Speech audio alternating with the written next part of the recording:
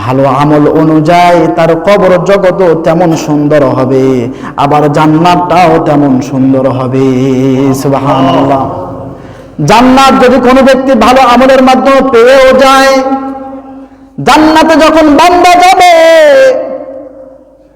জান্নাতে যাওয়ার পর দেখবে আমি 100 বার আল্লাহু আকবার, সুবহানাল্লাহ 100 বার, আলহামদুলিল্লাহ 100 বার, আল্লাহু আকবার 100 বার করে আমি পাঠ করেছিলাম, যার কারণে আল্লাহ পাক রব্বুল আলামিন আমাকে এয়ার কন্ডিশনের মতো সুন্দর আমাকে জান্নাতের ব্যবস্থা করে দিয়েছেন। সুবহানাল্লাহ।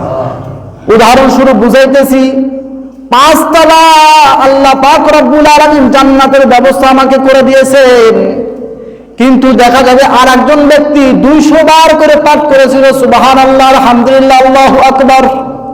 সে 200 বার করে পাঠ করেছিল বলে আমার হলো 5 তলা বিল্ডিং, জান্নাত আমার 5 তলা। আর যে ব্যক্তি 200 বার করে পাঠ করেছিল তার জান্নাত হয়েছে 10 তলা। সুবহানাল্লাহ। আর একজন ব্যক্তিকে দেখা যাবে সে 300 বার করে পাঠ করেছিল সুবহানাল্লাহ, আলহামদুলিল্লাহ, আল্লাহু আকবার।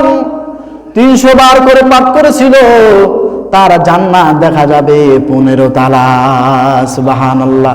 আমি উদাহরণস্বরূপ শুধু বুঝাইতেছি, আল্লাহ এর চেয়ে সুন্দর করবেন, আমি শুধু বুঝাইতেছি। আমল যার যত ভালো হবে, আমল যার যত সুন্দর হবে, জান্নাতের কোয়ালিটিও তেমন সুন্দর হবে। সুবহানাল্লাহ।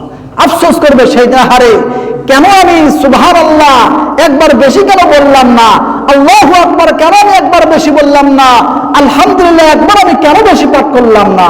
সুবহানাল্লাহ, সুবহানাল্লাহ।